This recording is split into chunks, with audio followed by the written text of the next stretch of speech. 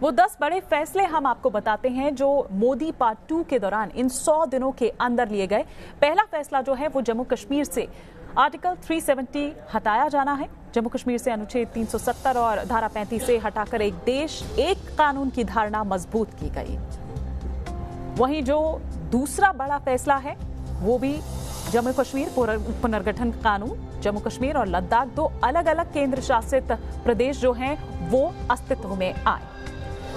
3 तलाक से मुक्ति, ये भी एक अहम फैसलों में से एक है। मुस्लिम समाज में वर्षों से चली आ रही 3 तलाक की प्रथा जो है उसको खत्म किया। मोटर वाहन एक्ट की बात करें, इसके संशोधन के जरिए सड़क यातायात के नियमों का उल्लंघन करने पर भारी जुर्माने का प्रावधान किया गया। इसके अलावा आतंकवाद पर नकेल कसी, यूएपीए यानी गैर कानूनी गतिविधि रोकथाम कानून के जरिए देश की सुरक्षा मजबूत की। 10 सरकारी बैंकों का विलय, एक बहुत बड़ा फैसला। सार्वजनिक क्षेत्र के 10 सरकारी बैंकों का विलय कर 4 बड़े बैंक्स बना दिए गए। इसके अलावा जल शक्ति मंत्रालय का गठन भी किया गया। नए मंत्रालय के जरिए देश में जल संचय पर जोर दिया जाएगा। तो ये उन 10 बड़े फैसलों में से, जिसमें से एक मिशन फिट इंडिया भी है। खेल दिवस के मौके पर फिट इंडिया मूवमेंट की शुरुआत किस तरह से की गई, ये भी हमने और आपने देखा।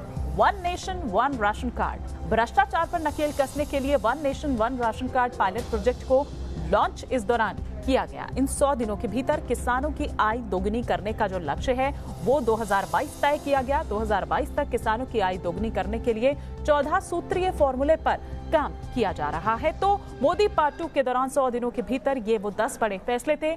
100 दिनों के कार्यकाल में मोदी सरकार की क्या क्या उपलब्धियां रही और किन किन बातों को लेकर सरकार चर्चा में रही, ये भी देखिए।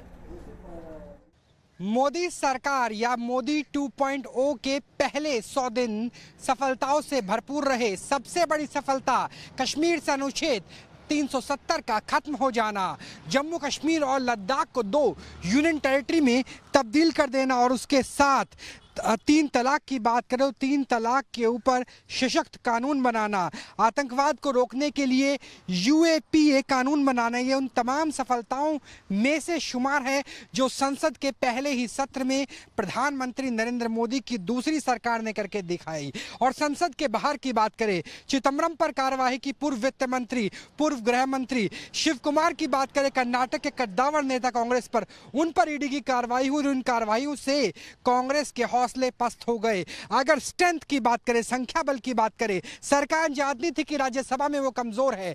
टीडीपी के 4 सांसद, सपा के 3 सांसद, इनेलो का 1 सांसद और कई पार्टियों से अलग अलग सांसद राज्यसभा से इस्तीफा दे देकर बीजेपी के साथ जुड़े, जिससे बीजेपी का संख्या बल राज्यसभा में भी मजबूत हो गया। तो कुल मिलाकर ये 100 दिन उपलब्धियों से भरे रहे मोदी सरकार के लिए। वीडियो जर्नलिस्ट पवन तिवारी के साथ राहुल डबास, न्यूज नेशन, दिल्ली।